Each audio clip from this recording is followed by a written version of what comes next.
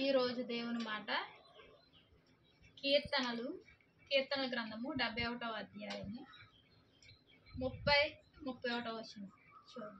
అనేకమైన కఠిన బాధలను మాకు కలుగజేసిన వాడా, అనేకమైన కఠిన బాధలను మాకు కలుగజేసిన వాడా, నీవు మరలా మమ్ము బ్రతికించెదవు.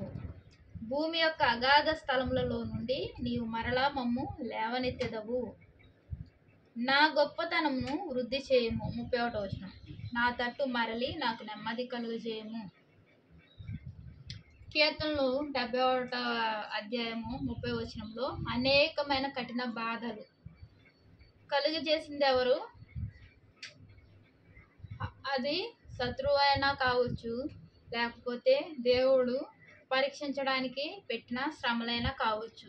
ఏదేమైనప్పటికీ కలుగజేసిన వాడు ఎవరంట? అవి మనం కొని తెచ్చుకునే కష్టాలు కొన్ని ఉంటాయి.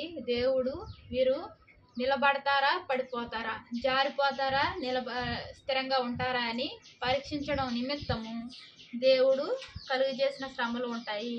అలాగే శత్రువు చేత కలిగిన బాధలు కూడా ఉంటాయి. అనేకమైన కఠిన బాధలను మాకు కలుగజేసిన వాడా. ఎవరు చేశారంట? దేవుడు చేశాడంట. ఆ బాధలు కలుగజేసినప్పుడు నీవు మరలా మమ్ము బ్రతికించెదవు.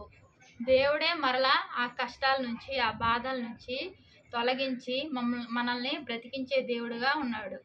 అది ఏ శ్రమ అయినప్పటికీ దేవుని యొక్క అనుమతి లేనిదే ఆ శ్రమ మన దగ్గరికి రాదు. యోబు జీవితంలో సాతాను ఏం చేసింది? కంచె తొలగించుకొని వచ్చింది. అటువంటి గొప్ప శ్రమలు అయితే కాదు, కానీ ఈ యొక్క చిన్న చిన్న సమస్యలు కావచ్చు, పెద్ద పెద్ద సమస్యలు కావచ్చు, అవి ఏమైనప్పటికీ దేవుని యొక్క అనుమతి ఉంటుంది. అది మనుషుల వల్లైనా సరే కలిగిన శ్రమలు అవ్వచ్చు, మనం కొనుక్కొని తెచ్చుకునే శ్రమలు అవ్వచ్చు, అలాగే సాతాను నుండి వచ్చిన శ్రమలు అవ్వచ్చు. ఏదేమైనప్పటికీ ఆయన అనుమతి లేనిదే ఈ యొక్క కఠినమైన పరిస్థితులు మనకు కలుగవు. ఆయన యొక్క అనుమతి ఉంటేనే అవి మన జీవితంలో చొరబడే విధానంగా ఉంటాయి. అనేకమైన కఠిన బాధలను మాకు కలిగించేసిన వాడా, నీవు మరలా మమ్ము బ్రతికించెదవు. బ్రతికించడం అంటే ఏంటి? ప్రియమైన సహోదరి సహోదరుడా, బ్రతికించడం ఏంటి సహోదరి? బ్రతికున్న మమ్మల్ని మళ్ళీ బ్రతికించడం ఏంటి అని నువ్వు ప్రశ్న వేయవచ్చు. బ్రతికించడం అంటే ఏంటి? మనం బ్రతికే ఉన్నాము, మన సమస్యలతో మనం చనిపోయిన పరిస్థితిలో ఉన్నాము, మన సమస్యలతో లేవలేని పరిస్థితిలో ఉన్నాము, ఇరుకులో ఇబ్బందిలో నలిగిపోయి కొట్టుమిట్టాడుతూ ప్రాణం నలిగిపోయి మనం బ్రతికున్నాం, కానీ పైకి బ్రతికున్నాం, కానీ శ్వాస అన్నీ ఉన్నాయి, కానీ ప్రాణం అయితే ఉంది, కానీ మనలో ఉన్న శక్తి, మన యొక్క సమస్యలు, బలహీనతలో కొట్టుమిట్టాడుతూ చనిపోయిన పరిస్థితిలో మనం ఉన్నాము. దేవుడు మరలా బ్రతికించే దేవుడుగా ఉన్నాడు. 31వ వచనంలో చూడండి, కీర్తనలు 71 31వ వచనం. నీ గొప్పతనమును వృద్ధి చేయము. భూమి యొక్క అగాధ స్థలంలో నుండి 33వ లైన్. భూమి యొక్క అగాధ స్థలములలో నుండి నీవు మరలా మమ్ము లేవనెత్తెదవు. భూమి యొక్క అగాధ స్థలము అంటే ఏంటి? బాగా లోతైన స్థలము. ఎవరైనా బాగా లోతైన స్థలంలో పడిపోయినప్పుడు లేవడానికి చాలా ఇబ్బందిగా ఉంటుంది. ఎవరి సహాయం కావాలి? ఎవరో ఒక్కరి సహాయం కావాలి. చాలామంది ఇది వర్షాకాలం పడిపోతూ ఉంటారు, బురదలో పడిపోతారు, అదే రీతిగా గోతిలో పడిపోతారు, కొన్ని గుంటలు ఉంటాయి, పడిపోతూ ఉంటారు. ఆ గుంటల్లో నుంచి లేవాలంటే ఎవరి సహాయం కావాలి? దేవుని సహాయం కావాలి.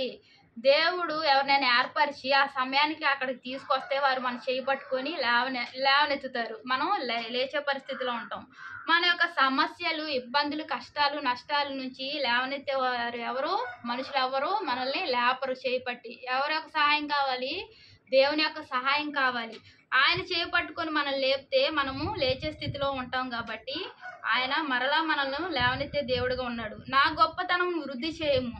నా గొప్పతనం, నీ గొప్పతనము ఏంటి? మన గొప్పతనము, ఒకప్పుడు మనం గొప్ప పరిస్థితిలో ఉన్నాం, దేవుని ఆత్మీయ జీవితంలో గొప్పతనం కలిగి ఉన్నాం.